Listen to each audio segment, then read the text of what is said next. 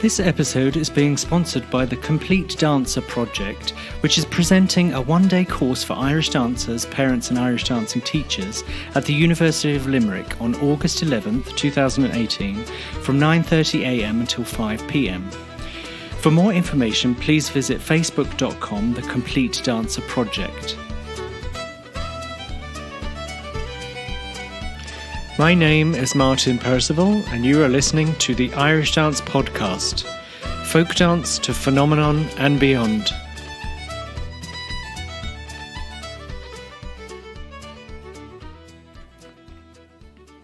Hello everyone, I'd like to introduce our guest today. He's an Irish dancer, teacher, adjudicator, actor, choreographer, director, co-founder of the Academy of Performing Arts in San Diego, and all-around superstar, and one of my idols. Please welcome Mr. Liam Harney. Wow. Okay, Martin. Thank you. What an intro. Well, Liam, I all I can say is I look at your resume and it is beyond phenomenal. It just makes my mind explode. You've done so much in your short time on this earth, so I'm really, really glad to be talking to you. Yeah, very, very short amount of time here. So. Okay, let's start at the beginning. How did you get involved in Irish dance? Well, my memories of it would be that we came home from a trip from Ireland, which we got to do every third year or so when we were growing up to visit our grannies. And I'm one of four, and three of us started Irish dancing just after a trip to Ireland. And I was 4.5 about at the time. And I just remember Mrs. Green was my teacher, and Maureen is her daughter who also taught me. And I kind of have a recollection of the day that the music turned on, and I just took off flying around the hall, then up and down and up and down. I thought I knew what I was doing. Of course I didn't. Mrs. Green just stood next to the little record player at the time, roaring, laughing. I can still hear her laugh now. It's amazing. Yeah, you've always been an entertainer. I love that. I guess so. So did you get involved in competition straight away? Yeah, pretty much as you do, I guess. Probably, like local competitions by the time I was like 5 and 6, winning the medals, and then championships by the time you're 7. Back at the time, it was just, I don't know if we even had prelims, but there was just an open category, and I was doing that when I was from 7 on. We, this was, I guess I have to date myself. This was, there were no national championships and things like that back then, and it was the early stages of even the New England championships.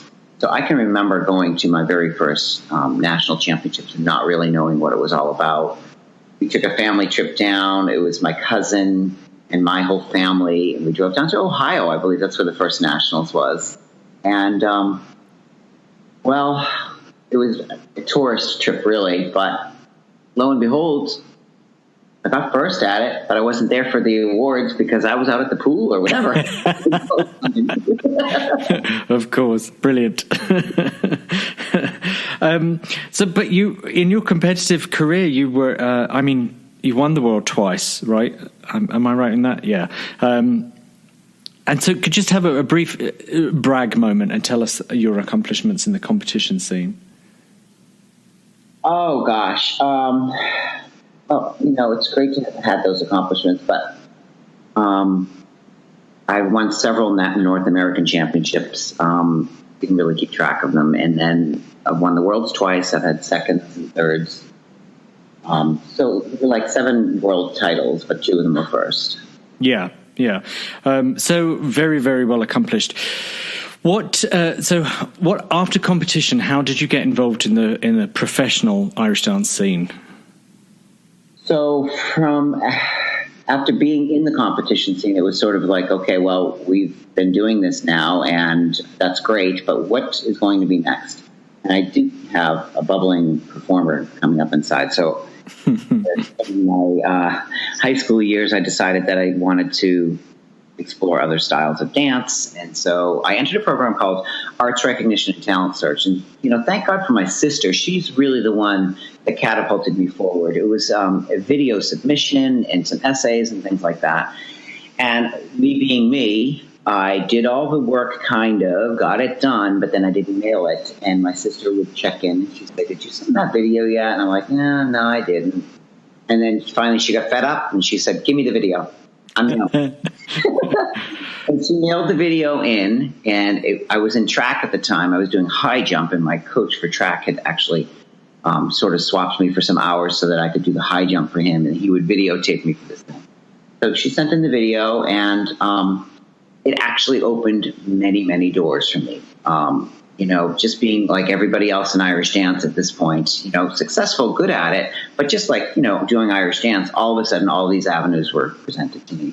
I became a presidential scholar, and I was the finalist in Arts Recognition and Talent Search for dance for that year, which led to meeting the president and, dancing at the Kennedy Center and the Lincoln Center. And all of a sudden, I just came into this spot where Irish dancing hadn't really been exposed yet.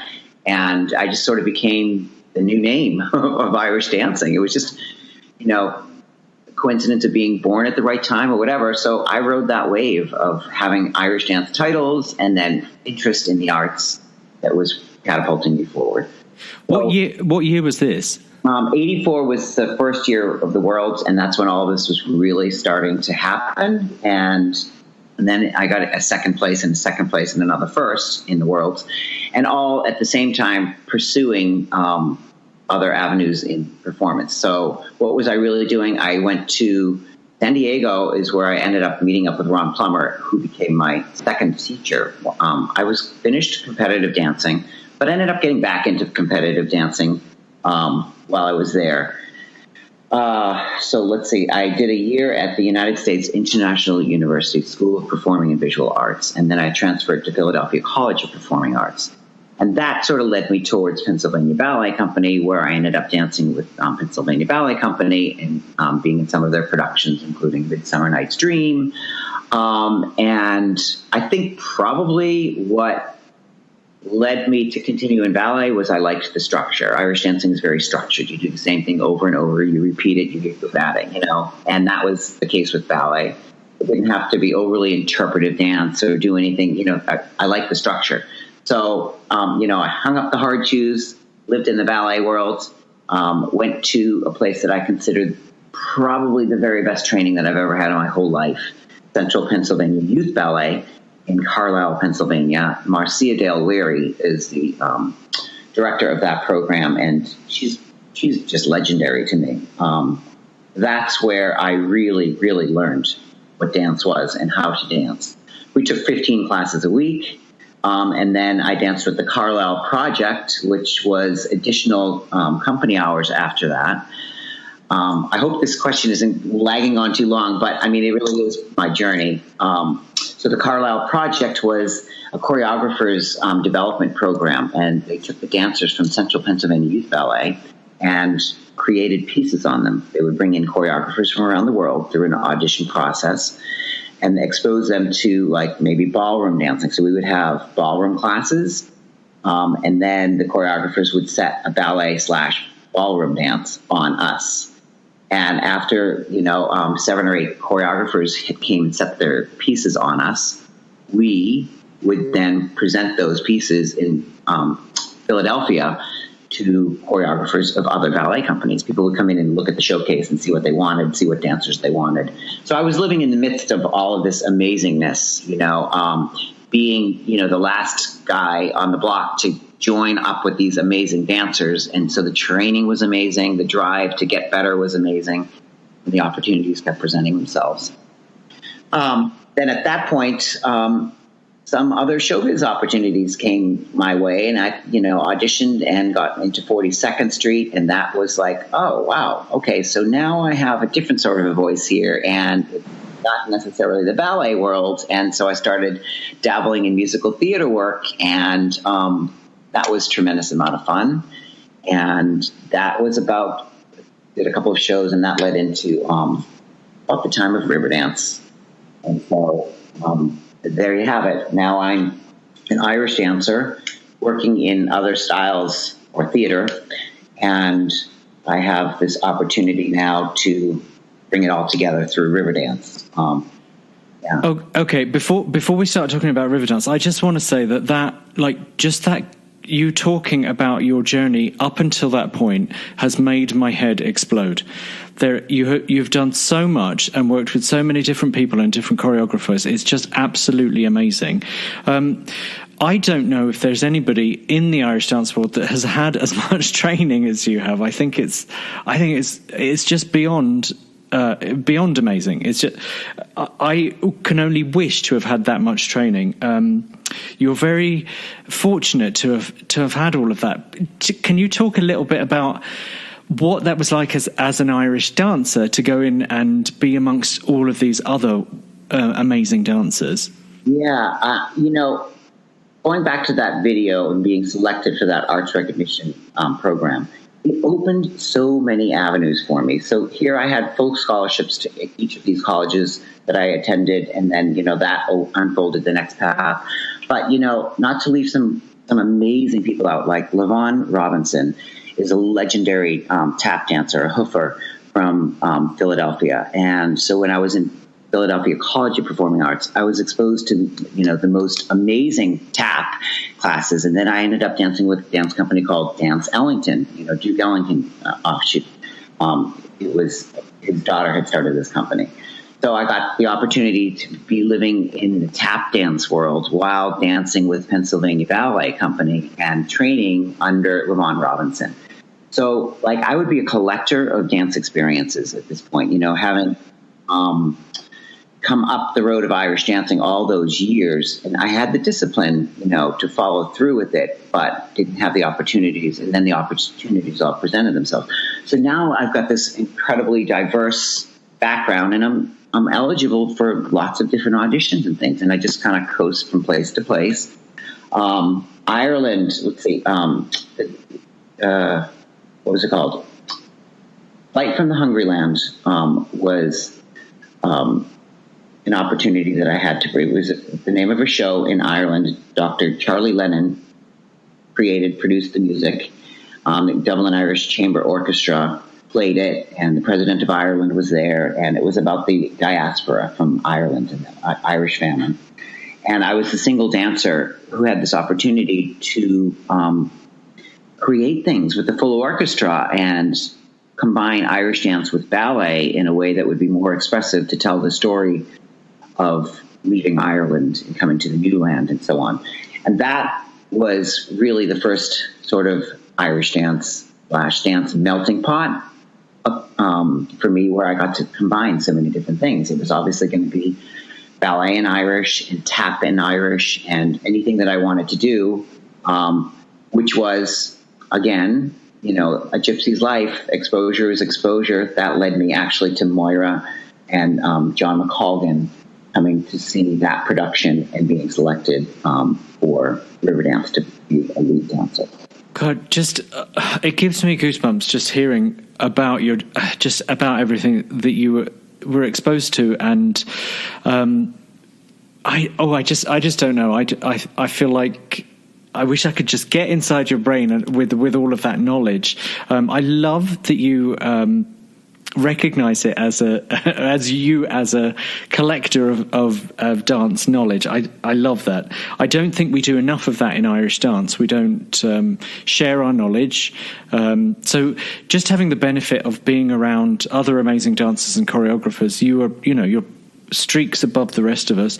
And then when you got the opportunity to use all of that knowledge and create your own voice, I guess, in the world of dance, that must have been incredibly exciting. Yeah, it was. How do you explain the life of a gypsy? I mean, a lot of it is you live wherever you need to live. You just, your life is your career. And honestly, Martin, it would be somewhat fear-based. Like, did I make the right choice? Can I really make a living just off of my body and being able to dance? And that's a question that a young person is going through. And, what corner, what's going to be next, what's going to be next. So, of course, because you were a trailblazer, because it was all brand new at that point. Yeah, you're just kind of grabbing one rope and swinging to the next and see where the next one takes you, And I love the Tarzan reference. Kind of feels like, you know. But in my the way that I feel about my life and who I am, honestly, I feel completely blessed. I mean this from the most sincerest part of me, that I did figure out what I needed to be while I was here on this planet. You know, I'm a dancer. I was meant to dance. I was meant to dance, have all these experiences, go through all that I went through. Some of it's turmoil for sure. Some of it's fantastic for sure. I've seen the world for sure. And now I'm passing that on to, you know, the next generation. And I knew that all from the beginning. I knew that was what I was meant to be here to do, dance, you know. So now where, you know, I'm a little bit older, I say, yeah, you actually did make it work. And what an incredible journey and blessing to have that journey, because I never had to step off the performing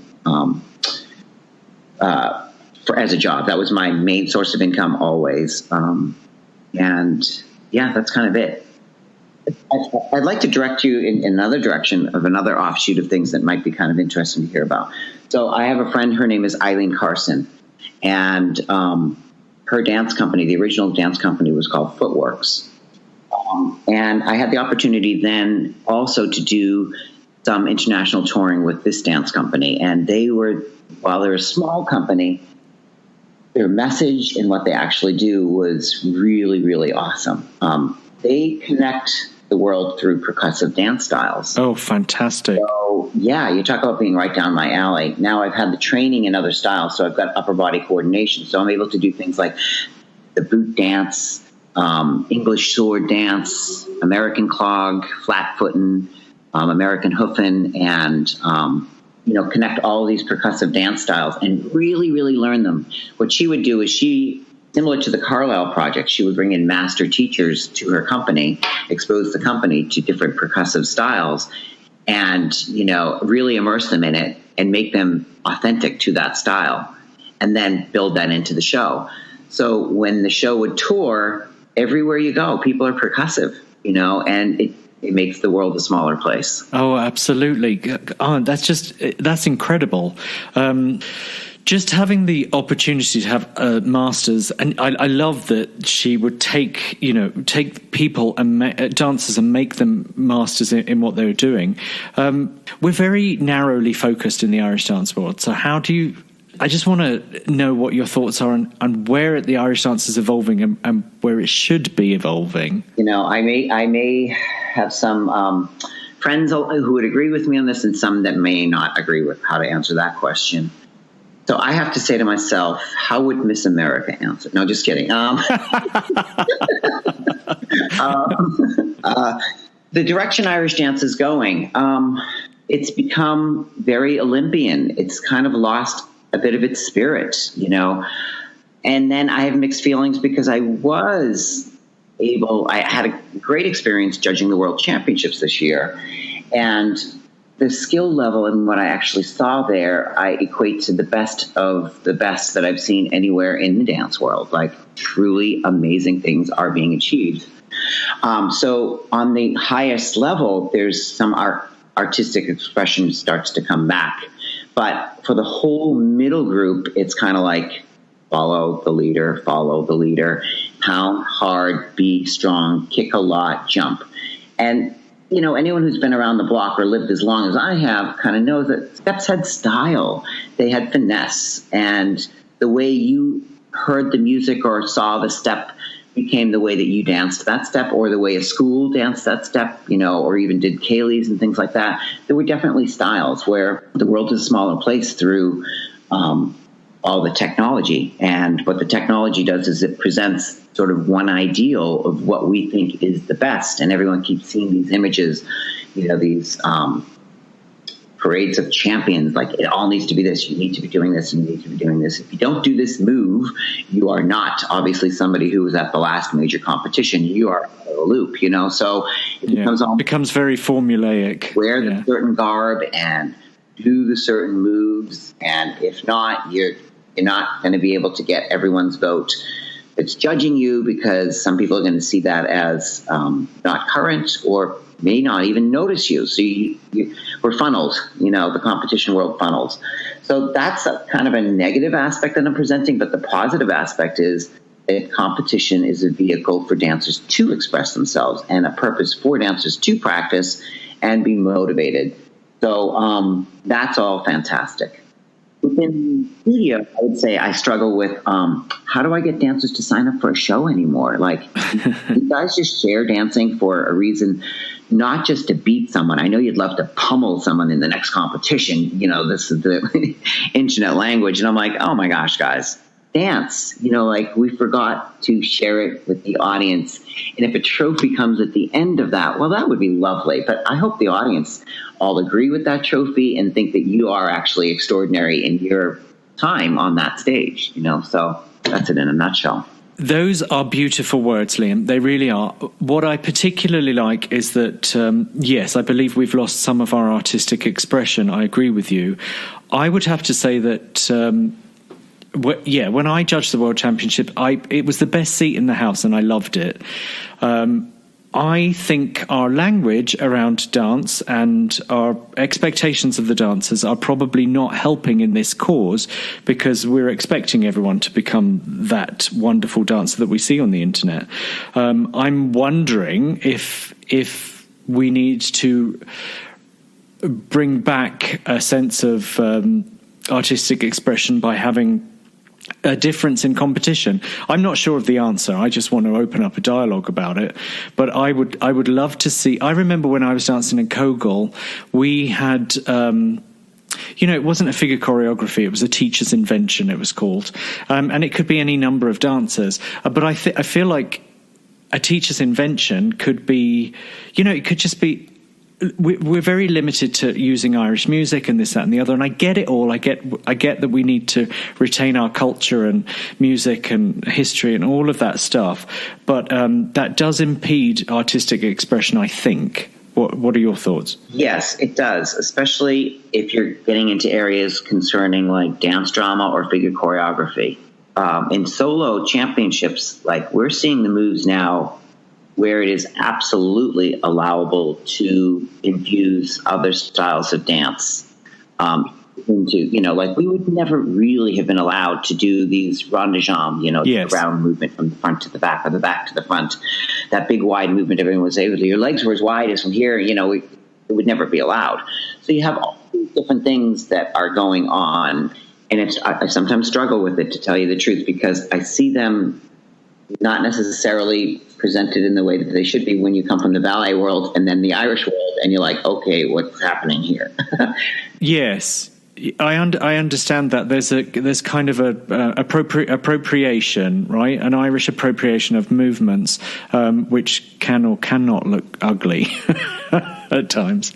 Here's the thing I'd like to say, if I was going to make a statement right now. I think that Irish dancers, and myself included in this, work so hard and come up this road, and there are true performers in each and every one of us. Yes. Then we are looking for someplace else to put our own little stamp of ourselves into it, our own, performance opportunity, to have a signature to things that we do, But if I were to give a critique of some of the performances of Irish, I would say people delve too quickly and too hard into another style because they just want that style without having an understanding of the style, or just too hard, too fast. And we've seen shows actually not succeed because they took themselves out of the amazing beauty and talent for what they actually really are, and forget that that's first. That is who you are, and that is an amazing thing. And then these little intricacies and niceties that you want to put to whatever it is in the show or whatever, that absolutely has to be second, and then it's a true marriage of dance forms or concepts. Yes, I would 100% agree with that. But from my own experience of dancing and choreographing, there is nothing wrong with Irish dance as it stands, and it is so beautiful when it's done well. So, what would you say then? Just for the teachers that are involved in Irish dance at the moment, what I hear you saying is that, especially for for the dancers that are very competent is that they should be trying to add their own stamp to it. They should be trying to add their own flair, but with an understanding of whatever influence it is that they are taking it from. Yes, absolutely. Well, I mean, that's good advice for any teacher. I wouldn't want to. I don't want to get too controversial here, but I do feel like sometimes, I guess it all just depends on your own experience. So once you've been exposed to something else, then it just opens up some doors to seeing where else you can be exposed to in terms of dance training. And I just think we're very lacking as teachers. I'll speak for myself. I won't speak for anybody else. And just say I could go and take other dance forms, but within the Irish dance world, I can't learn from anybody else unless I'm associated with them or, that kind of thing. So I find that very difficult. Yeah, I think so. I'm also thinking back to like some of the biggest shows that are going would put a dancer on the stage and say, improvise your own jazz routine to this. And I find that painful because I live in both worlds, and I think, I produced a show and toured it around the world called Celtic Fusion.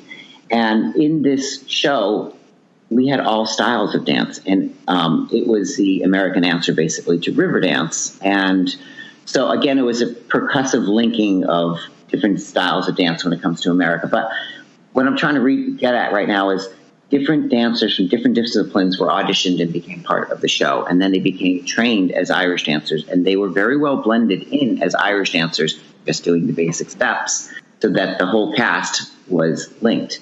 But the part that threw the dancers off from other styles to the Irish dance world would be every once in a while, one of these amazing dancers would show us their audition piece or whatever it was what they were doing. And it wasn't trained. It was like terrible clashed with amazing, like there's no upper body training. That is absolutely terrible. Like, and then your feet and legs are amazing. Thank you. And God bless you. Why don't we stick to that? Right. And so it's a real cringy place for me because we can't forget ourselves and say, just because we want to, we can discredit other dance styles and say that jazz dancers don't have technique or whatever. No, they absolutely do. And what they're doing, they're not just throwing themselves around on the stage. There's actually technique involved in that. And people need to take the time to recognize that, because then you have an audience that's going to view you and give 100% support. I believe if you're going to do a performance, it's about presenting true, authentic, and going for the vote of the audience, not false, and see if we can get away with it. Yes, the word that you said there, authentic, I think needs to be the key. It is very difficult, even for choreographers now. I watch younger dancers, and they come up, and they're obviously trying to do something different, and they're using arm movements and this, that, and the other, and it can be quite painful. You're absolutely right. And I know when I've choreographed dancers who have never had any upper body training, it's even more painful to do that. Some people naturally are good at doing other stuff, but generally Irish dancers, we're not trained to do that. So there needs to be a crash course in it, really, when you want to use that as an expression. So, I agree with you. I think perhaps we should sometimes stick to what we're good at. Yes. And it's not, the confusion is it's not just an arm movement. It's called épaulement, which means your upper body moves coordinated, which is your head and right. So all moves in a coordinated way, and there's patterning, that then can be translated into ballet, tap, jazz. There's actually some training in there. It's not just the bent arm on the side, jamming your elbow, squeeze. It's like, that's not actually a really pretty picture right now. No. And that's what I think some of the younger dancers don't see, is they don't see that the lines that they're creating are not particularly nice. So my partner's a ballet dancer, and so some of the lines that are created in Irish dance, when they're trying to do other things, is ugly, basically. The movements of the upper body have to be, and usually it's in opposition. If your feet are going really fast, you don't really usually have your hands also going really fast, because that's the ease of and flow of how easy it is for you to be able to do all these magnificent things with your feet.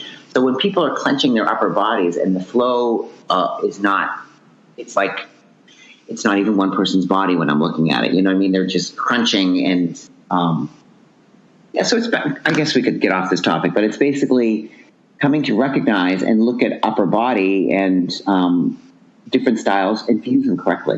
Yeah, but I think it's an important subject and a topic for people for moving on from the competition world, because we are now, thanks to Riverdance, and the precursors to that as well, of course, all the work that was groundwork that was laid down before Riverdance came along, but it exploded onto the world, and so now we have a professional Irish dance forum. So I think it's important for choreographers and dancers coming up the ranks to know that yes, of course, absolutely, we can do Irish dance all day long and people still love it. But if you do want to branch into other fusing other dance forms, let's try and do it properly. Yeah, absolutely. Because I think the untapped potential in Irish dances is humongous. You know, it's just I can see so much wonderful things happening if it's channeled correctly. But on the highest level, I did see at the World Championships some great illustrations of what we're describing here, where people were actually merging dance styles and doing them in a complete way. Oh, absolutely. It's always the good dancers are the ones that are leading the pack. Can we talk briefly about your Riverdance days? Sure, I love that. I know you do, and I know it can be quite a painful subject, but can you just explain your time in Riverdance? My time in Riverdance. Okay, so Riverdance approached me. I didn't approach Riverdance. When Riverdance first aired, I will never forget like the jaw-dropping moment of like, oh my gosh, Gene Butler and Michael Flatley and that whole amazing cast of dancers, and just being like, wait, how come I'm not up there? Oh yeah, we all had that feeling. Oh my God, in any capacity, like, wow, this is an Irish dance production. But at the same time, I was touring and doing this other show that I told you about, which was amazing. And I was a soloist in that. But wow, this just really was amazing. So it was at least 6 months into it or something like that. And when the contacts started getting more intense, like, are you interested? Would you like to come? And in the end, I invited John McColgan and Mario Doherty to come and see this production of Flight from the Hungry Land. And it was in Dublin. And we had a great relationship. They presented me with, 24 roses, like, Liam Harney, thank you very much. We would like to meet with you tomorrow morning to be the next head of one of our companies. Now, we don't know what's going to happen yet. Michael Flatley, obviously, will do the show of his choice. And so I'm completely honored. I'm like, absolutely. So if Michael Flatley is going to do Broadway, then you will be here in London. Right. And so on. It's like, great. And in the meantime, I had other contracts that I was finishing out, and there was no crunch for time. But while I was finishing out my second contract, I got these daily phone calls that you need to come now. And I tried to explain to Moya and John that I'm not a man who breaks contracts. I've got 4 more shows on this, and Riverdance is the best opportunity that I have ever been presented with, but I cannot break this contract. They're relying on me. I've got 4 shows. And then the next day they would call again and I would say, well, I have 3 more. And the next day, I'm sorry, I have 2 more, Right. And I had to finish the whole contract out in the meantime. And I zipped home from Europe to San Diego at the time, and then flew back from San Diego to London. And so what was really transpiring, I don't know 100%, but it was the time that was turbulent for Michael Flatley. And, press was hot at this time. It was difficult to make sure that you were speaking to the right people and that nothing was being said that was incorrect, you know, because everything seemed to be just like publicized, and it was, you know, very awkward time. So Colin Dunn was already in the show, and Colin Dunn, since I wasn't there, did start doing the lead. So now we have this awkward sort of a situation where Colin and Liam, you know, Liam comes in, and it's like he's taking Colin's spot, you know, and why should Liam Harney be doing that? Well, can anyone explain it to me? I don't know. I'm just being as honest as I can live right now on your podcast. So I come in and I'm expected to take over the lead. And that's a very awkward thing. And the cast has been together now for a year and a half. And honestly, I felt as far out of water as any human being possibly could. Like, you know, looks could cut. People were not welcoming to another North American coming over and being the lead. The cast was not warm. So it was icy water. It was definitely icy water. And on the flip side, management of Riverdance had a tremendously difficult time with what they dealt with, going through, you know, the phases with Michael Flatley, and even, you know, how things would work out with Gene Butler. Like, I mean, it was turbulent as it can get. And so now the new guy comes along and he's thrown into that water, and all he's trying to do is find the norm. What can I expect from this theatrical experience, the same as what I'm used to from the last? You know, can I have a contract, and what's my position in the show, and to be included in the program, and to have backstage protocol, you know, and that's how showbiz works. So everything that I've described to you basically was an issue. And in the middle of all of it, my heart was in my mouth, because here was the greatest opportunity that anyone could ever be presented with. And for me, now getting to showcase all that I do, all the different styles and now experience that I've gained under my belt to bring to this lead position. But I didn't get to rehearse with the cast. I was rehearsing on my own, looking at videos. And I'll never forget, it was the night before opening, and Gene Butler and I were presenting for the full cast what would be our duet.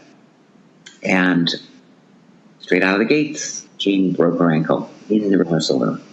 Oh, Christ. So now my opening night, which was already put back because I was on tour, was put back another week. And then another girl comes along, and Arlene was her name, and she and I go up like maybe 8 days later.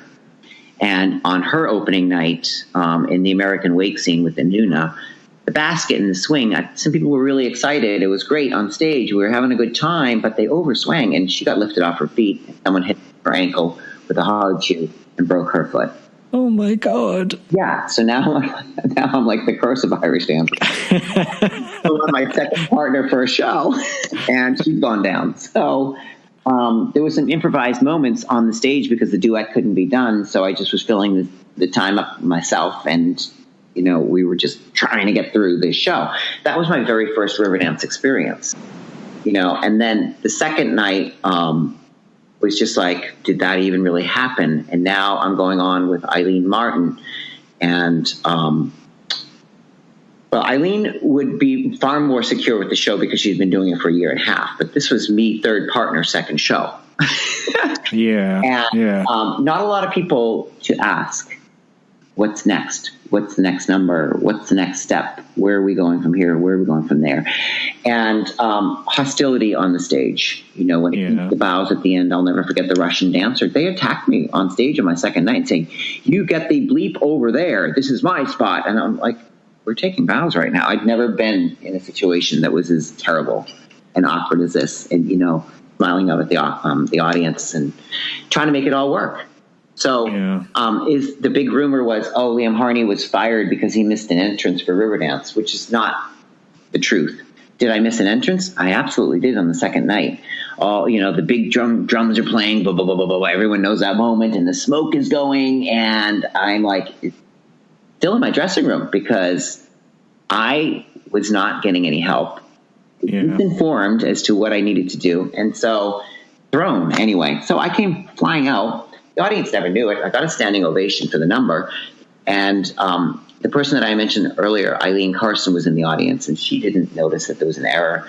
So all things considered, it was fine. It didn't impact the show in any way or another, in one shape or another. But it did actually happen. But it was not the reason that I was mutually decided with John McColgan. We just met by the fourth show, eye to eye, and we're like, this just isn't going to be working. I was having too much grief being included in the program, knowing where I even stood.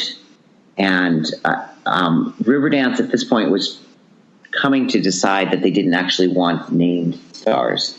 They didn't say anything. Right. And I was the first person that they were experimenting with this on. And I was like, wait a second, why aren't I in the program? And now I come to find out, years later actually took me to find out, they actually just did not want a star because they did not want anything bad to happen, because they might have felt that that was what had led to so much commotion for them in the past, having stars. Right. So even today, it's hard to know who's going to be the lead of anything. They got badly burned.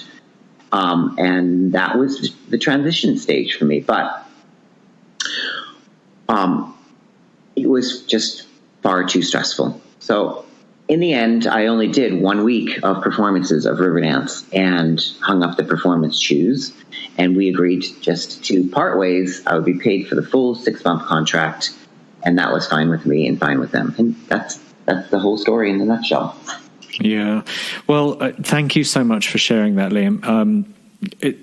And a painful time for everyone, I'm sure, with with what was going on, but particularly for you, especially going into. I can't imagine going into a cast that didn't want you there. I can't imagine that. Yeah, it was a time where everyone was trying to figure out, first of all, how much Irish dancing can Irish dancers do? Can they do shows every single night? What does it take to be a star? And all the boys were clamoring and becoming other worldly movers, all at one fine swoop, and there was a lot of confusion amongst that, pre-recording taps and everything was such a foreign concept to me. And I didn't agree with it because I'm much better if I am on stage and improvising my way out of something rather than becoming dull and doing the same thing every single night to something that no one even knows it's your taps or not. It just felt like really, really cheating after coming off of Dance Ellington Tap Company and touring with Footwork's percussive dance company to all of a sudden going to like, really, I could actually wear my soft shoes tonight. Like I didn't agree with it. And so those were points that I wouldn't call them, totally significant to our agreements or disagreements, but I was hanging on to my own self. I was hanging on to, back then it was Milli Vanilli that was singing, but not really singing. And oh yes, I remember that. And the show was coming to New York City, and having been on Broadway stages, I thought, really, they're going to produce a recorded tap show? They can't do that. I can't be the lead of something like that. Not that it was even going to be my position to go, but I just was so anti. Why is a circus in town, but no one's really doing circus acts? Why aren't we actually doing what it is that we're supposed to be doing, tap dancing? Making actual sounds. And the incredibleness of hitting the sound or not hitting the sound is what the audience sees live, the same as making the flip or not making the flip. That to me is show business and the real thing. So I still find it to be a cover up, and it doesn't really gel well with me. I want real music being played. I want real singers singing, and I want real dancers dancing. If you're going to charge me $75 to $100 for a ticket, that's just how I feel pretty strongly. Yeah. Yes, I agree with you. For myself dancing, I would much prefer it all to be live because you can control it. On the other side of the coin, though, having trained dancers to be in a show, sometimes the augmented sound, shall we say, can just help. But I don't agree with the pre-recording, but I think perhaps it's a necessary evil. And it's kind of the industry standard at the moment, right, with Riverdance and Lord of the Dance. So I'm not sure. What do you think? Like there must be audience members that are now aware of the fact that it's not live. I think we're at like 50-50. There are enough Irish dancers out there that know. And with each performance, every Irish dance kid kind of looks like, wait, that's not really right, So, I mean, there are at least some elements of live in Riverdance. Not an embarrassing thing anymore. It's pre-recorded, and that's kind of it. Like you said, it's become an industry standard. But I go back to shows like Jelly's Last Jam or LaVon Robinson in all of his days, dancing into his 80s, just live on that floor and mic the floor. Let's hear his, on a hardwood floor, beautiful tap sounds coming out, not canned, just like this man making these most incredible flowing movements through his body and through his feet on the floor, not pre-recorded. Like, can you imagine, like, really visualize that? That is artistic. Yes.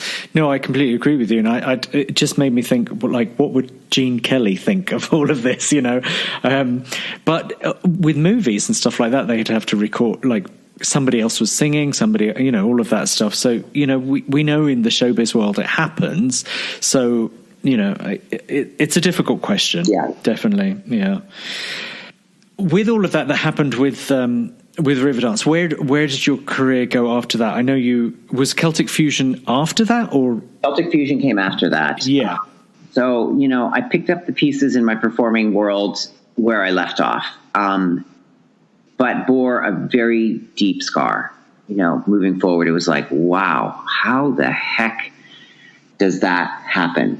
Because up until this point in my life, just things had been going great and great recognition, which led to just continued hard work and research and just doing it, So there's no getting around a gouge like that. But, right. That's character and that is life. Every single person can be at the top and can be brought down in the most unbelievable way possible. So you pick up the pieces and you move on. And so after a few more great contracts, my partner Kevin Patterson and I, we started the studio in San Diego called the Academy of Performing Arts. And it had up to 7,000 students in it and, 40 to 50 teachers at its peak, but on an average, 35 teachers. Wow. And teaching all these classes every week. And it had an in-house theater. So one of the larger rooms turned into a theater and the other studios became the dressing rooms. So we were doing live plays, dance performances, and really hitting it hard in San Diego. We were the dance mecca, put it that way, for the Academy of Performing Arts, all different styles. And we had the talent scouts come down to San Diego seeking new talent for things that would be like talent agencies, number one, or people that would go on to be in Stomp, Swing, lots and lots of dancers in Las Vegas, television, commercial work. So APA was the name of the studio, and it was in San Diego. So we had all this talent on hand. I had all these incredible engagements and contacts. So we went for it. We decided, let's do an American answer to Riverdance. What's it like to grow up here in the United States doing Irish dancing because you're first generation? And told the melting pot story through this show. And it went something like this. Of course, you have now to get your captive audience, and Irish dance is hot, you're going to give them that Irish dance sensational look. Call it the Riverdance look. They can coin it because they were the first to ever have done that, kind of a lineup. The lineup, yeah. We would do an opening number that would just wow the audience. But the twist was styling other styles of dancers in it so that other styles of movement along with the Irish would be completely fused and then mingled so that you couldn't even tell who was doing what. And there were acrobatics and everything else infused into the opening number. It was a real wow catch. Yeah. So less of a variety show, more of a, yeah. Well, it was sort of a letting you know what else was going to be coming in the show. Yes, wonderful. Yeah. So you had a glimpse of everything in the opening number. And so from the end of that opening number, I would stay on the stage and a special round light would come around me and I would do some fast foot Irish step and I would break it down a cappella into the next style. Usually I go Irish. Not usually. I went Irish into American clog because I wanted to connect the show straight away to America and catch the American audience. So you do Irish steps that become more like clogging, flat-footing steps, and you melt away the Irish a little at a time, and then all of a sudden you got someone, we like to say, whacking at it hard, hockey style, you know. And so the audience were now being educated, like, oh, we thought all of it was called tap dancing. That was Charlie, by the way. Did you hear him barking? Yes. Charlie. So anyway, it was about educating the audience of like, okay, Irish dance, Irish music leaves its homeland, comes to the United States and meets other cultures, African music, the banjo is born. All the people from the United States that emigrated left their homelands. The songs were about that. The cast was completely diversified. It was not about having the most Irish cast. It was about having the most diversified looking cast and the most diversified American dance forms mixed in with Irish dance. So the special would be lit. I would be in Break It Down, and I'd be doing a clog number, and then all dancers would have changed during that time and come back out, and we would produce an American hoedown. And what was fantastic about this was, from an audience point of view, if it were to be a carnival ride or a Disney ride, you went from this spectacle Irish dance, like, wow, extravaganza, into this heartfelt, jolly, amazing, let's reach the audience and make them feel like they are in this party. They are not looking at the party. They're in our party. And we did an American hoedown, and we did the easy slide, and it's an amazing huge circle lift where all the gents lift the ladies, and they like put their legs out straight, and it glides, and, you know, just texturing all the way through it. And so now we have the audience, 2 numbers, bang off the start, you know, like, wow, here we go. So then where do you go from American clog? Well, I go back to Levant Robinson now, and I go into the special, and I do American clog, flat foot in style, and I break it down, and I end up in a hoofing style, which is very low, the forerunner to American tap dance. And now all of a sudden we've got American dance in its truest original form, and we bring out some more hoofers, and we present true hoofing alongside Irish. And we bring out, everyone in most cities have seen buckets and pans. Like, who's the kid playing the buckets and pans, and then the hip hop dance comes out? You know, that's an American dance form. So we trade off taps, but with the hip hop dancers and buckets and pans. And the buckets and pans girl, her name is Nikki Carano. She's one of my great friends. She was so extraordinarily talented. She would play these buckets and pans like unbelievably, and then she started tap dancing at the same time. Wow. So he and I had a dance off, and then, you know, and that culminates into another whole dance number. So now you got the idea of different dance segues going through this special light, and I was the narrator, but the narrator through movement and percussive dance styles and sounds. Yeah, it sounds absolutely fantastic. It was a very successful show, right? Oh my gosh, it was fantastic. We toured around the world, Australia, New Zealand, South America, but I would be not telling the full truth if I didn't tell you the challenges that came with having a show that large, and the threat that it presented to the other couple of big shows that were already out there. You know, and so issues with the agency and... Which you think that they wouldn't have a problem with their ego at that point. Right.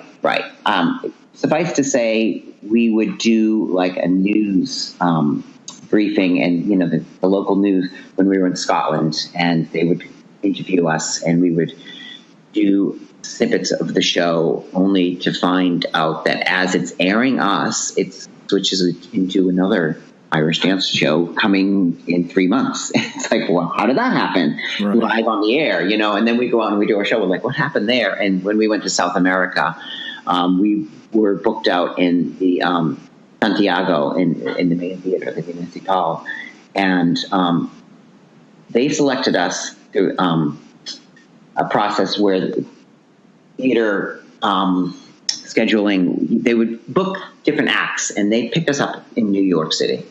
And the man who picked us up called and said, Liam, can you spend some time talking to me and explain to me why there is a second Irish dance show in Santiago? And in the history, we have never, ever had Irish dancing.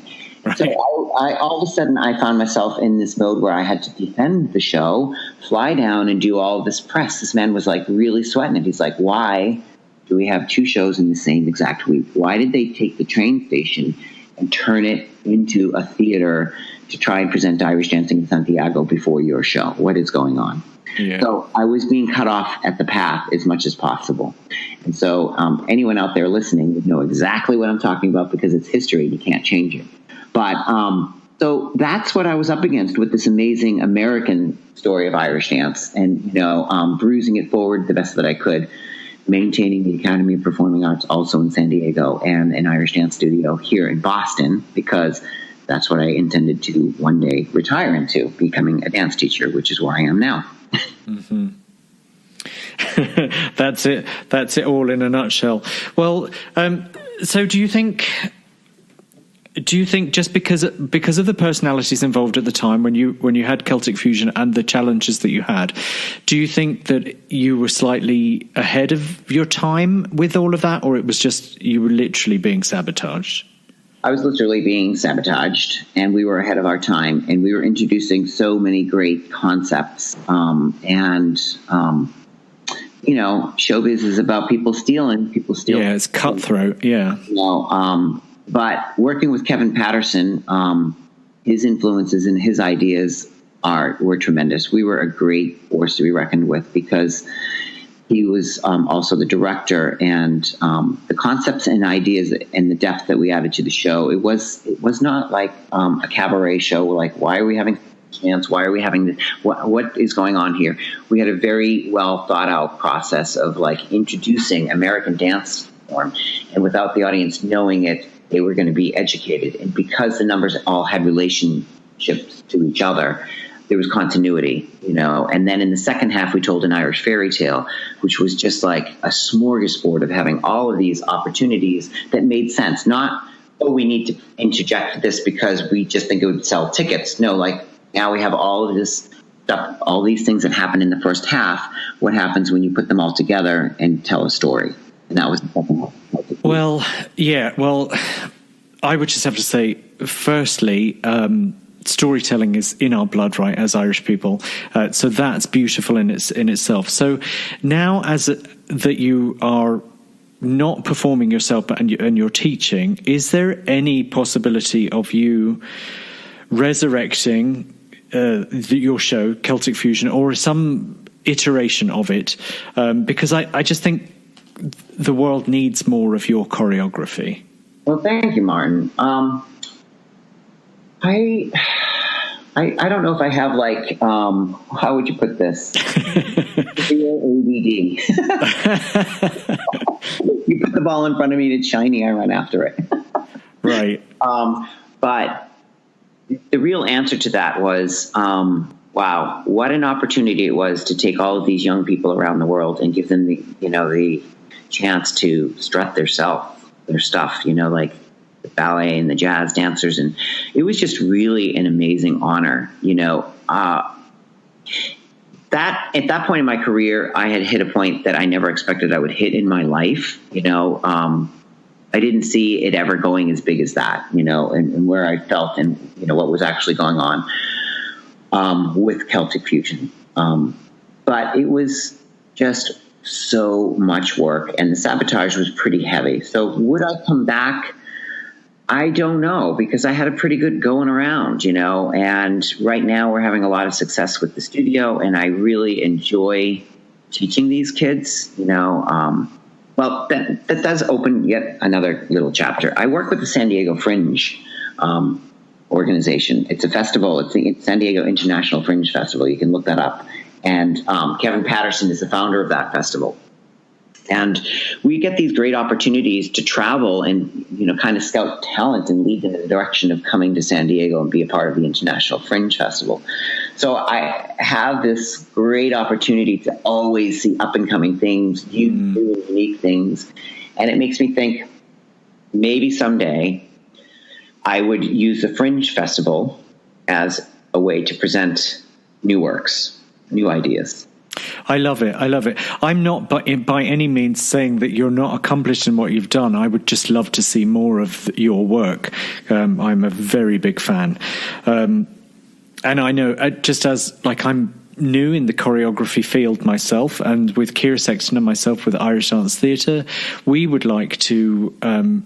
it's not about us and it's not about our ego. Hopefully, we're trying to shine the light on other people and shine the light on other choreographers and stuff like that. But obviously, we need to establish the company before you can start doing that, because everything takes money. But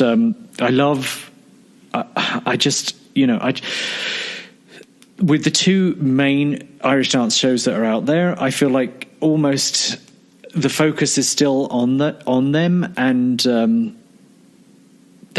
we need to diversify as a dance form. You know, we need to support as much as we can any new choreographers that are coming out. That's just my plug for my business, but I would love the opportunity to work with you as a choreographer. We've talked about this before, and I just think you have so much to. Well, you have already offered it and given it, but still, you have so much more to give. Our day's coming then, Martin. One of these. Yeah, I can't wait. It's just sometimes I just want to press fast forward because it takes so long to get things established. But it's, I have learned recently in my journey that it doesn't come on my terms or my time, so I have to wait. Have to wait for it to come at the right time. So, and it definitely will. So then, Liam, you have joined forces with Kathleen Keedy and Erin Pender, is that right? Yes. How is that going? Oh my gosh. Well, let's just say that before we started working together, they thought they knew it all, and I thought I knew it all, and then neither of us knew it all. Well, good. An ego check. I love it. We learned so much together, and it has really, Irish dance teaching and running a studio is very stressful work. It's amazing work, but it is very, very stressful. The demands are great. And to be able to have partners like this to bounce things off of, it's just absolutely an amazing thing. I know you're friends with Moira McMahon, and she and I also like to compare best business practices. But if you don't have somebody like that you just get to really bounce things off of, you're kind of living in your own little island, or let some of the stress out and so on. So that would be the number one thing that we benefit from. I invented something, we call it the potty. And potty is, if something's bothering you, you say, excuse me, I have something that's got to go in the potty. And we discuss it. And it becomes a comical way of saying whatever needs to be said. So we actually have a comical way of dealing with communication and having good communication skills. I am so lucky to have the influences of especially Kathleen Keedy's choreography and steps, because it's all about being able, again, to fuse new ideas and reduce some of the workload. I mean, you've got all of these different levels, who can do point work, who can't do point work, the boys' choreography, the girls' choreography, who's on jigs, who's on hornpipe, who's contrasting satin. In many ways, I don't agree with the syllabus that's currently going on for worlds. And I think that we're dictating to the top level dancers, and we're not dictating anything to like a prelims dancer. Everyone's switching dances when they don't even know it yet. And so what it means is the class is always about changing steps. And this was a great help to me. Have, some of Kathleen's steps, some of my own steps, and then our own fused steps together, and then in exchange, I help them with their teams in Connecticut. So the merge has been great. People have asked us, how is it that you guys came to merge? Well, years ago, it was in London. We weren't necessarily either of us schools having the best worlds. And we said, you know what? When are we going to do this merge? And we said, we're going to merge. We just don't know when. As HBK, Harney Pender Keedy Academy. And now we have this amazingly strong studio, and the students are all loving it. And I couldn't ask for more. I love that. Just because in my mind, you were both fairly established, fairly powerful schools anyway, but the merge has only encouraged just a deeper understanding of Irish dance with all of you, and I think that's beautiful to see. And I think in this world of like the mega schools that are out there and everything, it's becoming inevitable that we are going to have to collaborate more. In Irish dance, I find it, as a teacher, I found it very difficult being a solo teacher because we don't collaborate much. And you do have your core group of friends that you can talk to in this, that, and the other. But I think how we're indoctrinated into, you learn your steps from your teacher, and then you teach those steps. So it's very insular, and it's very one track with learning. So with all of your experience that you've had, I find it interesting, that when you were teaching, that you wouldn't necessarily have recognized that it would be a good, or you did recognize that it would be a good combination. You were just expecting it to happen a bit later. But what do you think of all of the mega schools and where Irish dance is going with the instruction wise? We're being narrowly focused by the commission, and we're both on the commission, so we know what's going on with that. But it's difficult, I think, for any sort of common language between Irish dancers to develop, because we're all competition focused and nobody wants to give up their competitive edge. So the mega schools are here, and they're here to stay. Some personalities don't actually work out, and that's a rough spot for anyone who's in that, as far as being a student or a family in that kind of a situation. But you're also talking to someone who already mentioned that 38 to 50 teachers is what we had at the Academy of Performing Arts, and it was only about melting pot. And what I could do if I didn't have an advanced ballet instructor, I would call over to Pennsylvania Ballet Company and say, "Hey, listen, I don't have anyone for my 4:00 slot. Do you have anyone? I'm in pinch." "Oh, sure, Liam, we're going to send over Barbara," and we would trade off.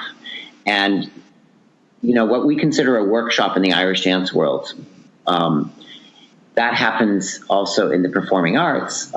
We would bring in the top name, whoever's on So You Think You Can Dance, who are the judges, who's choreographing, and bring them into San Diego. And we would heavily advertise that throughout the San Diego dance community and invite every studio to come and take the workshop class. And studios would be insulted if you left them off their list of something like that, because the opportunity was great to get to meet and learn from these choreographers. And so it was a sharing experience. And on the flip side of it, our dancers got to go to other studios and take workshops from other people. So there's a whole different learning how to dance is what is taught when you have guest teachers come in. Learning the technique and the love and the passion for dance is what the message that's left behind. And it's contributed, it's continued by the style of that teacher, and so, yes, some of that is left behind, but it's not like this possession of like trying to own it. There's something very different about the Irish dancing world and owning it, rather than the fluidity of it actually being danced. Like I mentioned also, concepts and ideas from our show, well, that's the nature of the beast in the performing world. Call it borrowing. LaVon Robinson said, "Listen to me here and do like this, and if you can steal it, take it." We're a little bit uptight about all of that. But at the same time, I'm uptight about that, because if I have a new idea, I want it to be acknowledged within at least my own studio, so that I'm validated, in my own studio, and then I keep my business strong, because how else would people know that you're worth attending your classes? Yes, and therein lies the rub, because it's a business, excuse me, and people want to obviously make money and make a name for themselves in the Irish dance world. I guess all I can say is I find it disappointing that we don't have more of a sense of collaboration. Like I said, my partner my now fiance, is a ballet dancer, and just his take on the world of being able to just drop in and take a class wherever you are. I would personally love that, to be able to drop, if I was in Boston, to come and see you and take a class from you. I want to keep learning as a dancer, and I feel as a member of an Irish dance organisation, I'm not allowed to do that. Yeah. We have caught ourselves up in all of these things. Now, what happens when you have, an amazing dancer, still competitive, who has artistic ideas and would be very valuable to your class, and you can't actually let them help you teach, because they're not TCRGs, because that's not what they want at this point in their life. But yet they're benched. It's like, no, yeah. No. So there's all these extra rules that are in place, and it's all competitively based, financially competitively based, and it's competitively based. But I don't know that we'll ever get the real answer for what's right or wrong in these situations. No, I agree with you. I don't think we will, but I would just like to see, and nobody knows the answer, but I would really like to see some sort of, diversification of Irish dance, so that there was more studios being able to collaborate. And I'm too firmly entrenched in the way that things have been done. I can't really see the wood for the trees at the moment, but I'm sure there's going to be some brilliant people out there that come up with the solution, because I think as a dance form we need to evolve as well, and maybe not be quite so competitively focused. But that's just me. When there's like 8,000 egos involved, it's difficult. So. Okay, I think we've pretty much covered everything that's Irish. Is there anything else that you would like to add? Something that's a pet peeve, or something you'd like to see change, or something you really like? Something that I would really like. Well, I speak respectfully when I say this, but I do have to say that it remains a concern. I find that the rules for IDT, ANA, and the rules for on commission continue to be all about the top placing schools or dancers in the world. And I would like more consideration for rules and a thought process, not to be so concerned with those two major competitions, three, All Ireland, Worlds, North Americans. And it's happening on the other side of the world. It's not that I'm cutting anyone out. It's highly competitive if you're in Australia, etc. But the rules are all generated for just the top dancers. And I am looking for Irish dance to have more of a voice just for everybody, and not just who's next in rotation, and what's going to happen if she falls, and what's going to happen now, and who's going to be judging, and what's the association, and what dance are they going to be doing next, and can they actually dance 2 days in a row, and can they, all this kind of stuff. There are some new things. I'm not sure how much I'm free to speak about, but within Irish dance, most people already know, we're discussing the format for future World Championships. And I am so gung-ho about the possibility of, doing heats where more dancers would be recognized in the process. Bringing all of the dancers over and calling them semifinalists, because they've already cut through all of their regional qualifiers to make it to the World Championships. They're established dancers. So, and then to get into the finals after day one, if you make it into day two, now you're a finalist. What that really means is basically 50% are getting a recall rather than the 30% that we're so used to. And I think that that's fantastic for the 50% that get in, but I also think it's fantastic if you're like, one of those people who's like, oh my gosh, I was 10 people away from making it into a finalist position. See, I'm working down the totem pole here, And so that's encouraging to those dancers rather than, sorry, no thanks, don't do your set, we aren't interested. We don't have time to be interested in you. You just need to go pack it up and go home. I find that very, very harsh. And what we're not looking at is how does that impact our business, and how does that impact than not just the business of Irish dance, but Irish dancing. People are quitting because they're spending all their money and hopes and dreams to get to the World Championships, and they're sent home. They're sent home packing. What can we do? Can we be better business people about making ideas and concepts for people to walk away from Irish dancing and have a true, passionate, I had a great time as an Irish dancer. Did you know I made it as a finalist? Did you know I made it from a finalist into the recall? Did you know I made it into the medals? Did you know I made it into the podium or the top 10? And yada, yada. Yes. It's about the language we use around it as well, and how we spin it as members of a commission, like how we talk about it with dancers. And I completely agree with you. I think anything we can do to encourage more people to be dancing is what we should be doing, because that's the mission statement of the IDTNA, right? To promote Irish dance and culture. I worry about the expense of it, though. I also really worry about the pageantry and, like who's got the most now ornate costume or ornate headpiece crown, Well, why are we putting this 5-pound weight on this child's head? First of all, she only weighs, we're lucky, 50 pounds, and then we put on top of her head 7 more pounds, ask her to spin and dance. Like, what are we doing here? So I want it to be more about the dancing and less about the pageantry, and that pageantry is killing Irish dancing. There's a lot of myth out there. Another myth that does need to be smashed, though, is that there is a used market for buying dresses. Parents just say, oh, we have to buy a brand new dress every single year. It costs us $2,700 every year for a dress. Well, that's a myth that needs to be smashed, too.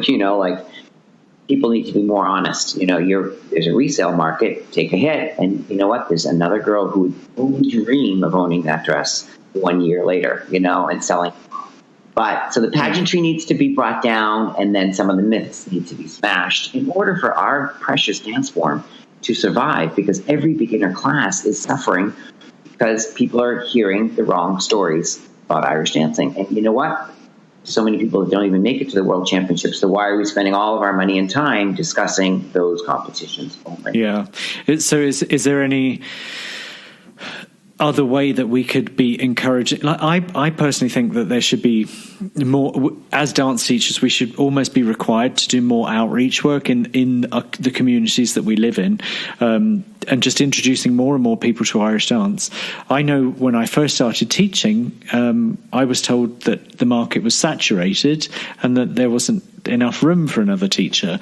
And I respectfully, or maybe not quite so respectfully at the time, but said that I thought that was just utter rubbish. And the more people see it, the more people will want to do it.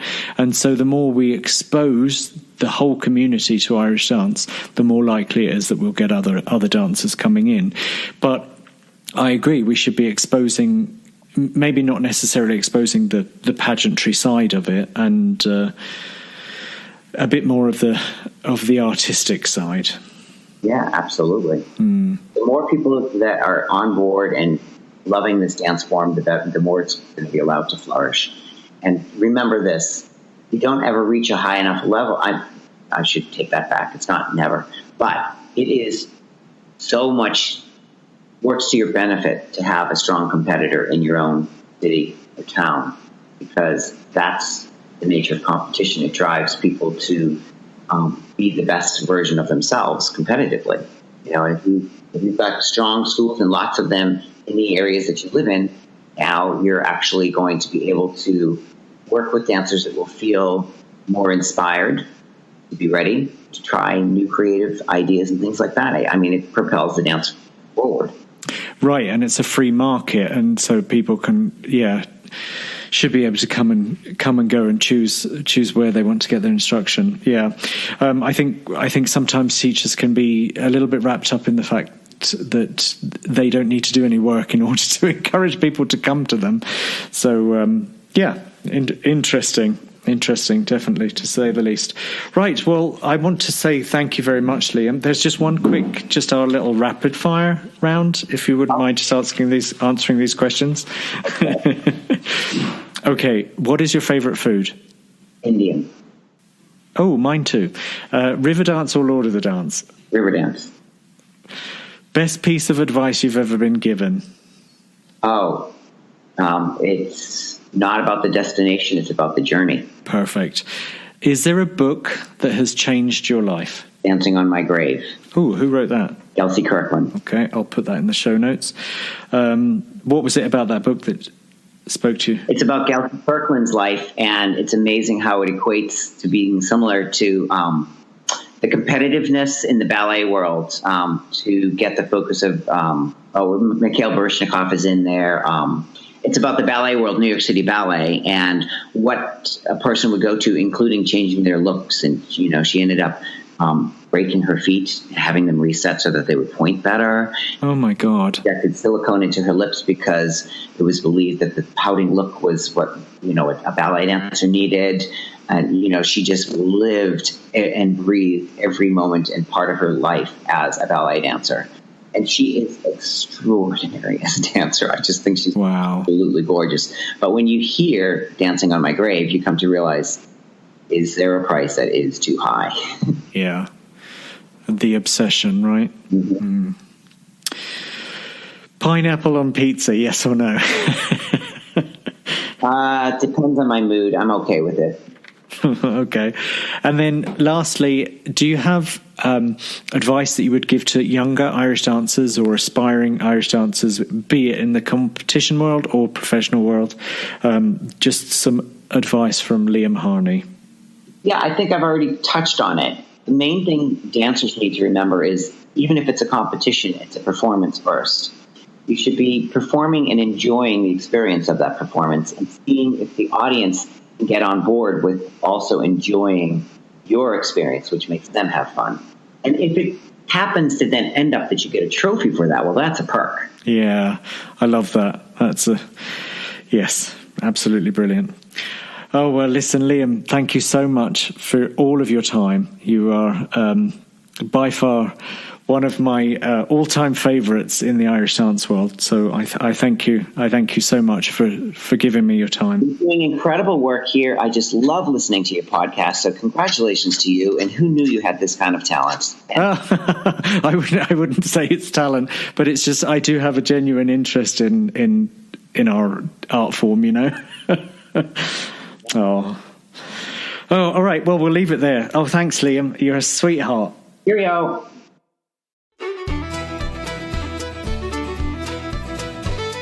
I hope you enjoyed today's episode of the Irish Dance Podcast. If you haven't already, please go to iTunes or your favourite podcast app and subscribe to our podcast. That would be great. And if you are on iTunes, if you wouldn't mind please leaving a review, that would be awesome. Thank you very much. Please visit our website at theirishdancepodcast.com. There's also a survey there where you can fill in what you think about this show so far. So look forward to your feedback and have a great day. Bye-bye.